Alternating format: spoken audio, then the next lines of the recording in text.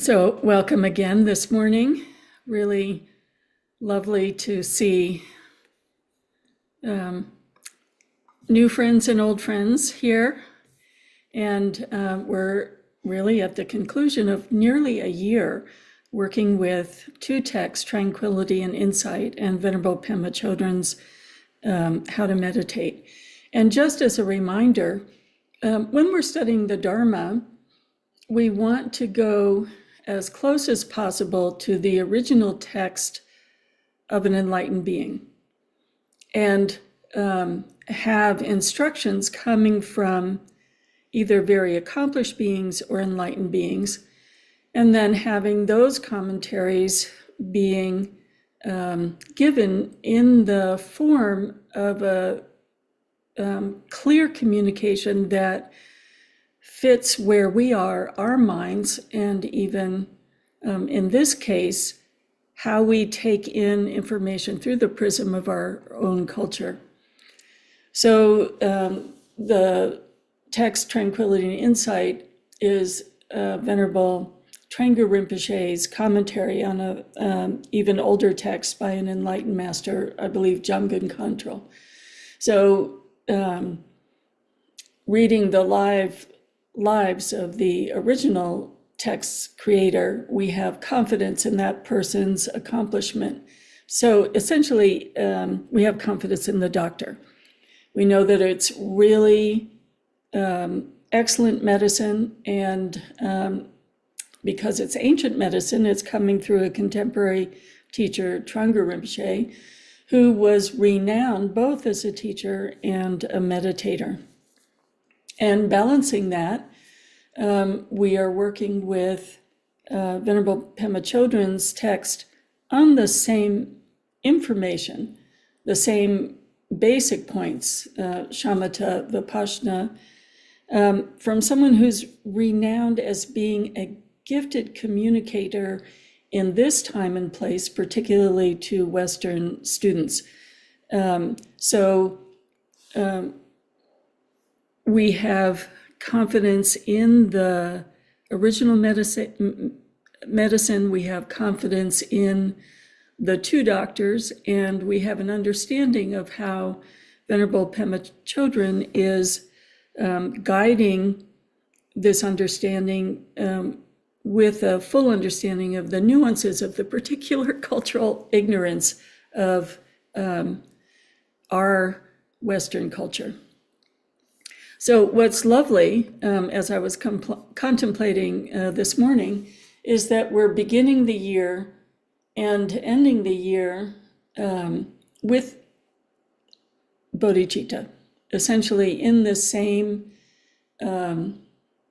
place, but with a different understanding, I hope a deepened understanding of the view that bodhicitta is the fruition, that wide open, awakened heart, the wisdom of equanimity, that we could say the wisdom of unconditional equanimity, so that is a way of describing emptiness, and the profound qualities of compassion, loving kindness, rejoicing, how we think of the four immeasurables, they combine into bodhicitta. And so we also understand that if this is the view, that this is the fruition of meditation, the stages of the path incorporate creating a stability of mind. So in the next few weeks, I'd like to go through first the loving kindness meditation and then the Tonglen meditation step by step with the perspective of what we've been learning and practicing together this past year. So the last chapter in Venerable Pema Chodron's book is bodhicitta.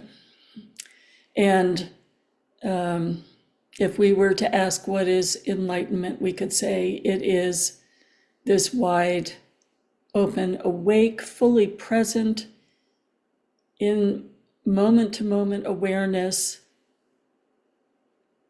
of a completely loving person. And it has the strength of never shutting down or limiting the outpouring of love, no matter what the circumstances are. So here we are with this wonderful description of bodhicitta and what an embodied bodhicitta is. And we're at, the first week of the new year. And just to go back to the difference of our cultural Western view and the view that we're working with. So our cultural Western view is New Year's Day is the time to make resolutions with the sense of, this year, I'm going to become a better person, and I'm going to do it in these ways. I'm going to stop drinking, stop eating sugar, et cetera, all the different New Year's resolutions that people make. The difference here is that our view is that we are complete. We are complete within, we have all these qualities within, and that meditation is the process of shedding everything that blinds us to our true nature, which is that open, loving heart-mind. So our process or our path is a shedding of blinders. And with the text, we've really looked at many of the aspects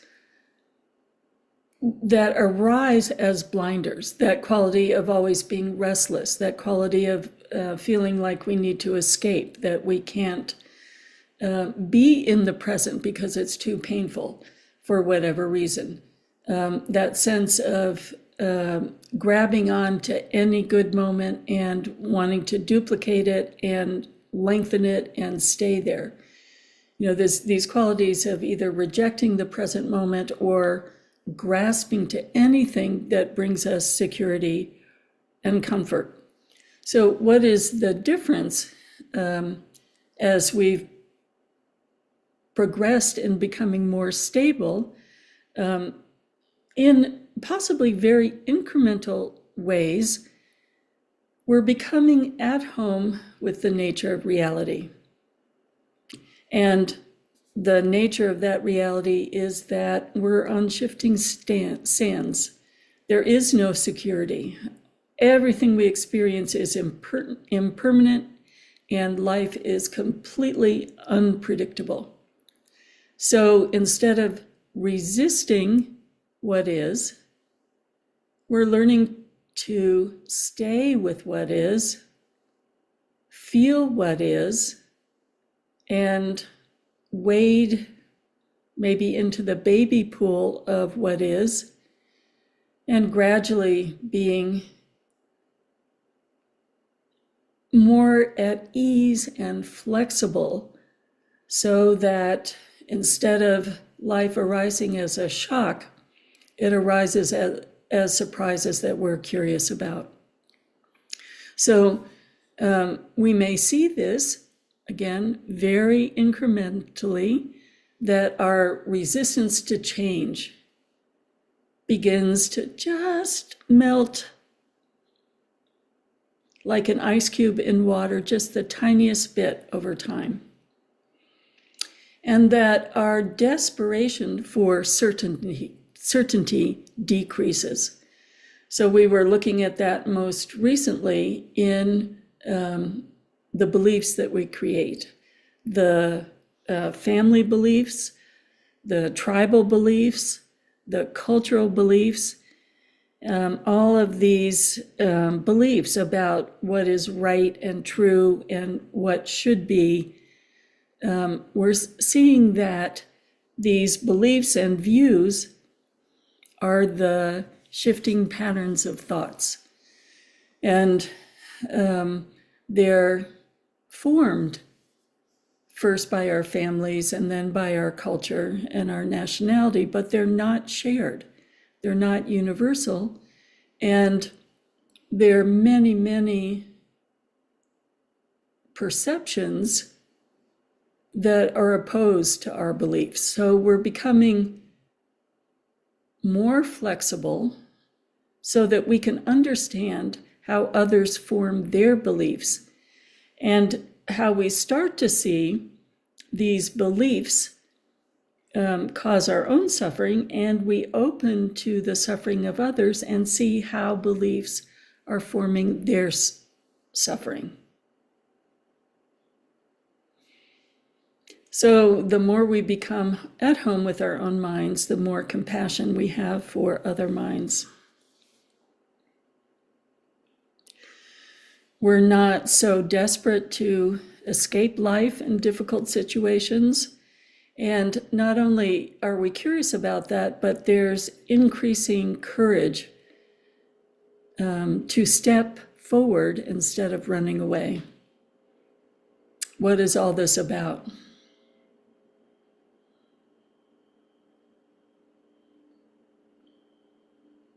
Where are the beliefs that are forming this situation on all sides?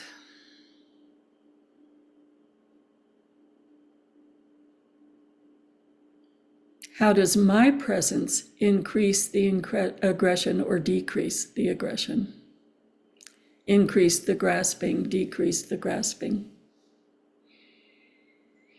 And we're able to see more suffering in the world, in the hearts of others, because we are becoming tender-hearted ourselves. We're sitting with that pain that covers our tender-heartedness. And as that pain begins to become more and more transparent to us, the protections drop away and we're able to sit with our own tender-heartedness. That capacity to be with ourselves creates a capacity to be with others.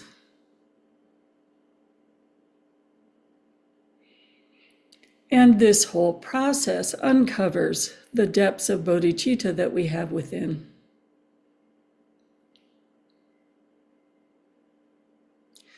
So the classic practices of the loving kindness and the Tonglen practice are paths of discovery of that depth of bodhicitta within, our completeness within.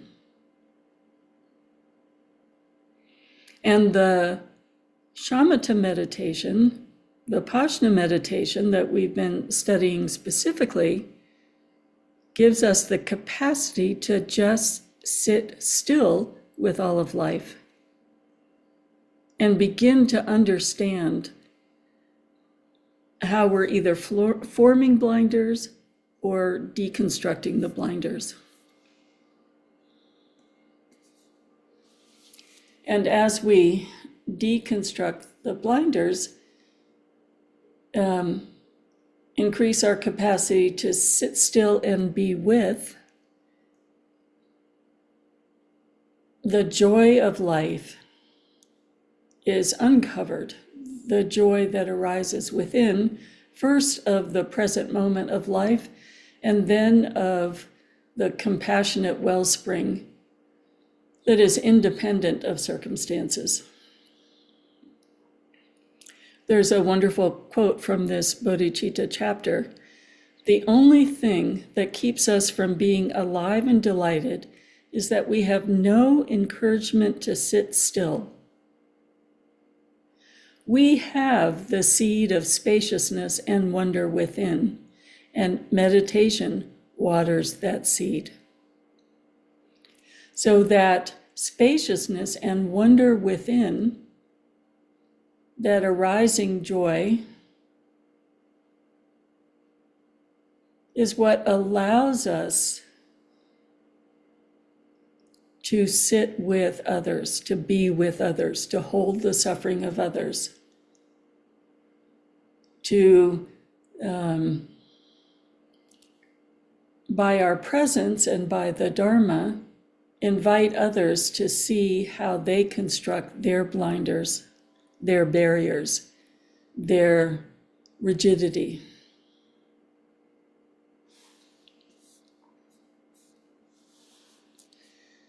So I'd like to begin with the loving kindness meditation that has several stages and focus on the first stage this morning.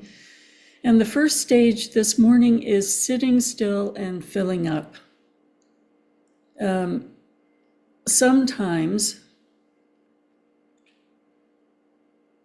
we have to be cradled to sit still, and cradled like a tender mother or father cradles a baby, to begin to believe that we have that completeness within. So the loving kindness meditation starts with a direct experience of tasting, even if it's momentary, our completeness through an experience of someone seeing that completeness within us and acknowledging it. And for many people, this may not be a part of your memories, a part of your family history. So it may be a relationship to the lineage or a loving teacher that you've experienced along the way, somebody outside your family. It could be a neighbor, could be a grandparent, could be a teacher in school, and it could be a Dharma teacher. Or if you find that not accessible, it could be a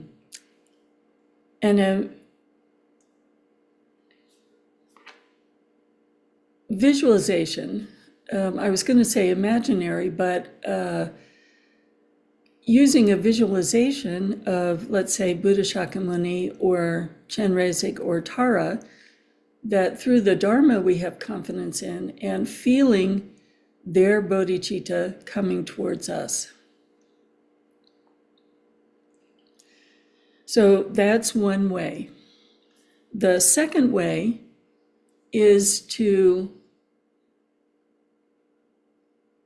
bring to mind a memory, and His Holiness Chetsang Rinpoche feels the most accessible memory for most people in this day and age is when we see a tiny child, maybe a grandchild, but the laughing toddler that does not yet have any barriers constructed in their mind, that just comes towards you laughing and loving with that big, gorgeous smile. And your heart also naturally opens with this quality of, I love you and I want the best for you. Just delight, wonder, and love together. So the first stage of the loving kindness exercise is to use either of these two methods, outside coming in or inside going out, and use a story or a memory to let the feeling arise in your heart and then drop the story. We're using the story as a bridge to open, loving experience that can fill our heart mind. So it's not about the story, it's generating that experience, even if it's a little fake it till you make it. Generating that experience and then resting within that and seeing, to the level of your capacity this morning, what does an open, loving heart mind feel like? How can we make that a lived experience that we can build on? So let's begin with that, and we'll meditate just with that feeling, this first stage of the loving kindness or the bodhicitta training method, a memory of receiving or offering wide open, unconditional, open-hearted love. And we'll do this for about 5 minutes.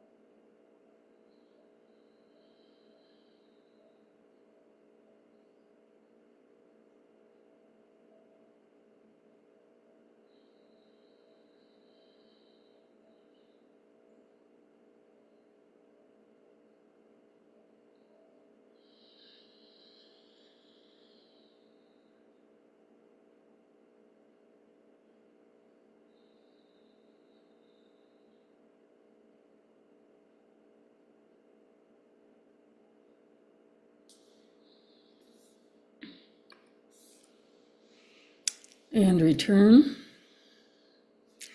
So even this simple instruction, we can see has several different components to it.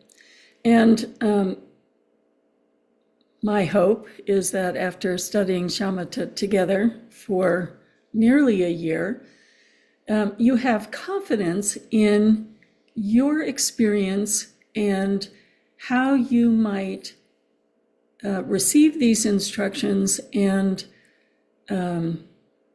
open to the profound and subtle qualities of these instructions. So from the perspective of what we've been learning together, shamatha and vipassana give us the skill to abide, to sit still, and in this case, to abide in bodhicitta.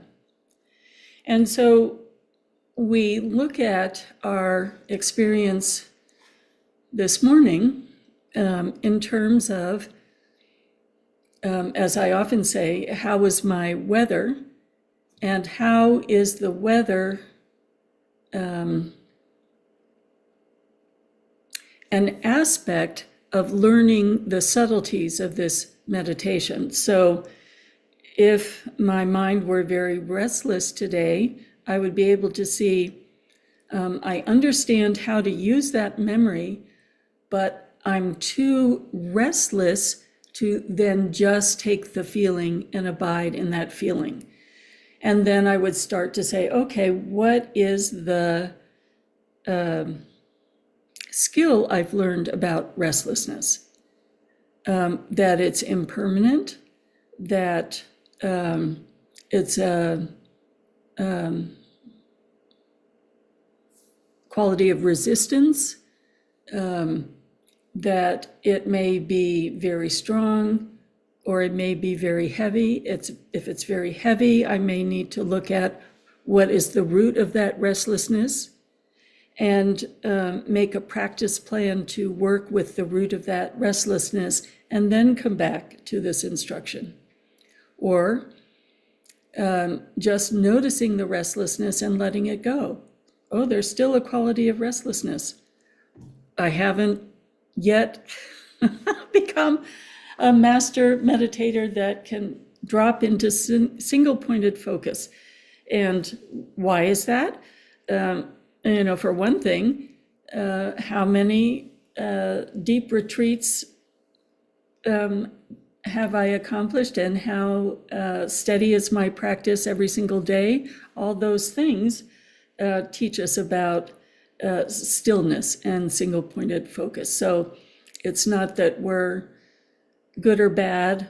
It's that, I have a ways to go, and I know what I can do to increase my capacity to abide. So this is how all the work we've been doing and studying these two texts together inform our path quality that leads to that wide open, present, loving heart.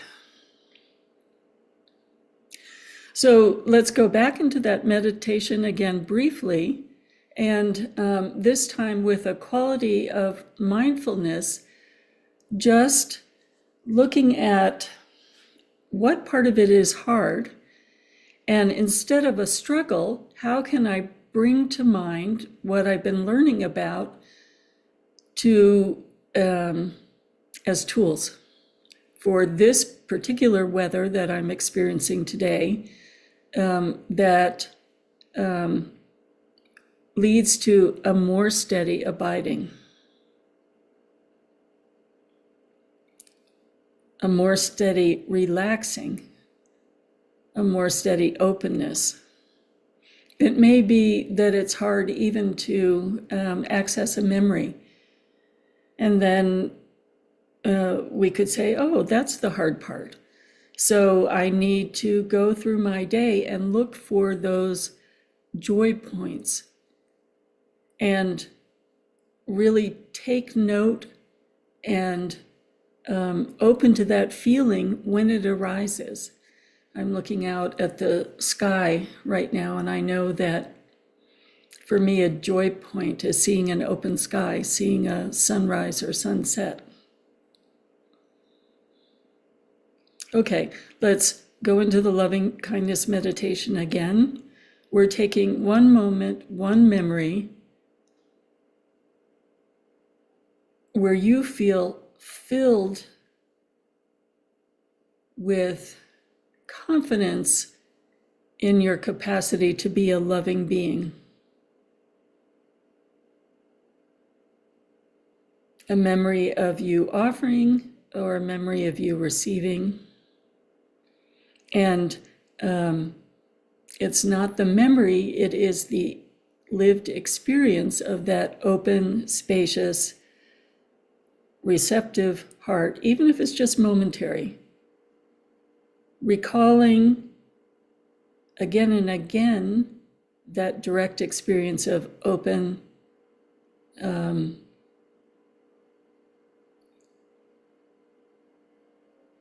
tender, responsive loving kindness or wanting the absolute best. So we're going into the meditation again, and we're just gently observing, how is it different that I'm working with my weather now? What are the skills I need for this meditation this morning to abide in that experience of loving kindness?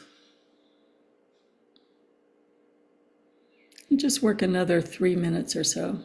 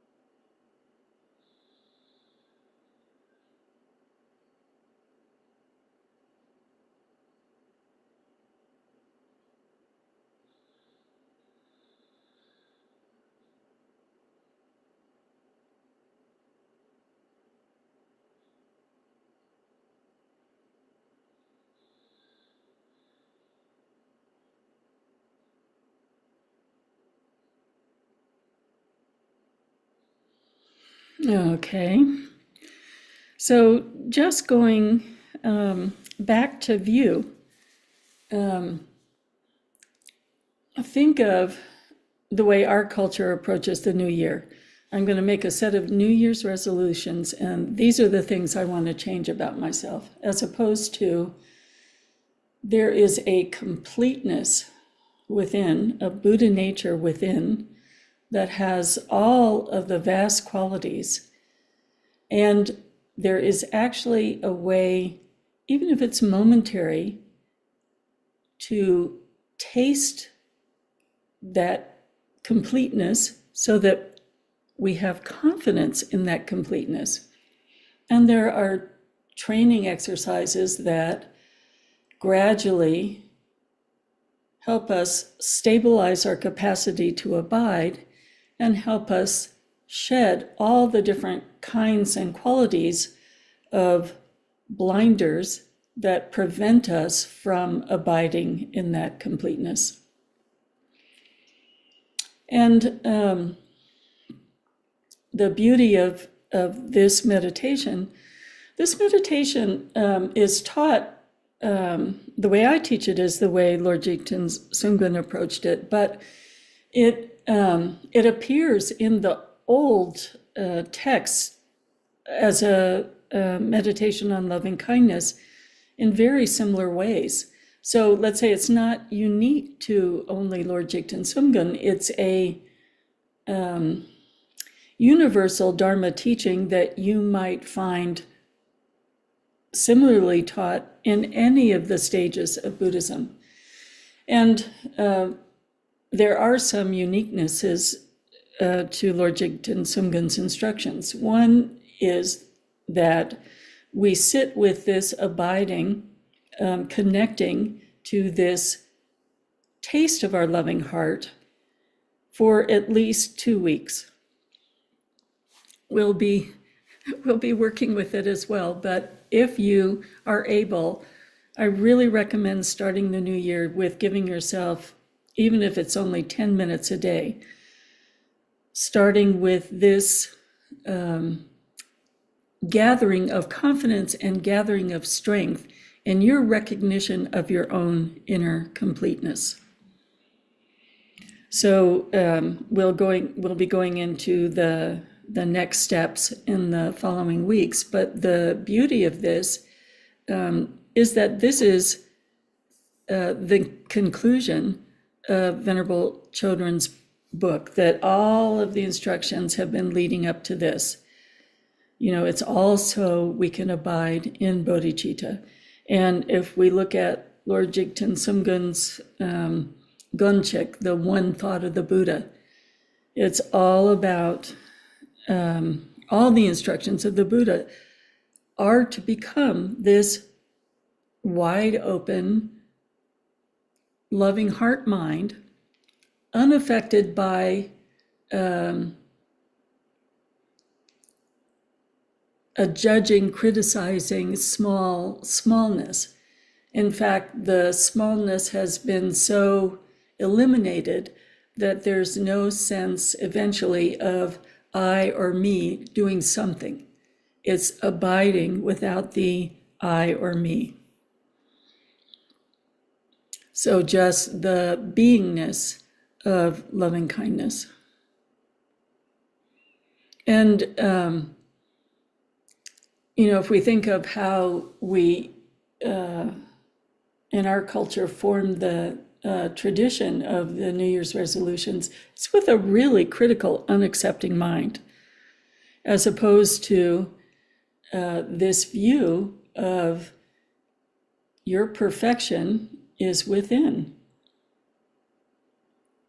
And it's just shedding veils of ignorance that cover it. So it takes work to get confidence in a different view, and to, especially since our culture is so judgmental, the idea that we have an inner perfection. So after we go through a thorough refreshing a page of our loving kindness meditation and Tonglen meditation, we'll begin another text on accessing Buddha nature.